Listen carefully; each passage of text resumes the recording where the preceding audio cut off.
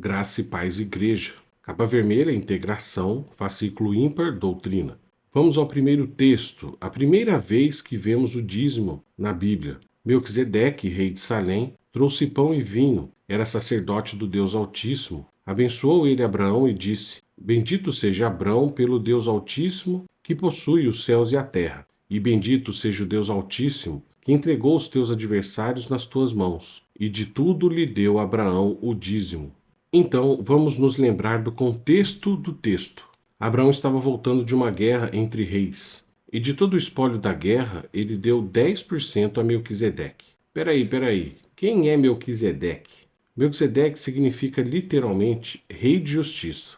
Ele era rei de Salém, que significa literalmente rei da paz. E Abraão o reconheceu como sendo sacerdote do Deus Altíssimo.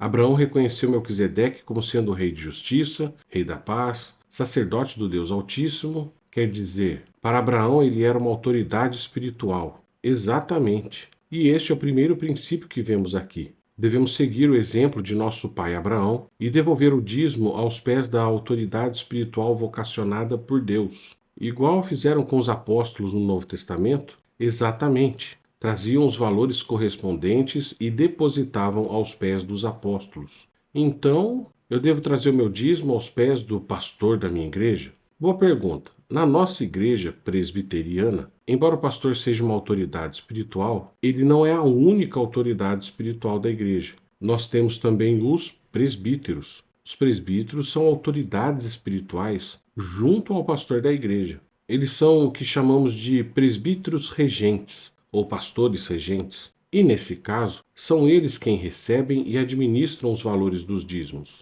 Então, na nossa igreja, fica meio difícil um pastor se enriquecer através do dízimo, ou usar o dízimo para o que ele quiser. É bem difícil. Mas e se os presbíteros estiverem mancomunados com o pastor? Aí nós temos a Comissão de Exame de Contas, que verifica os gastos do Conselho de Presbíteros. E se a Comissão de Exame de Contas estiver mancomunada com os presbíteros e o pastor? Aí nós temos os membros da igreja, que podem pedir para verificar as contas da igreja, e ainda tem a Assembleia Ordinária Anual, onde um relatório é apresentado para aprovação da igreja. Poxa, aí fica difícil mesmo desviar dinheiro dos dízimos. É que a ideia não é apenas dificultar o mau uso do dinheiro, mas trazer transparência, segurança e confiança aos membros da igreja para termos uma comunhão saudável. Interessante, eu não sabia disso. Por isso que sempre dizemos: leia a Bíblia, estude a Bíblia e medite na Bíblia.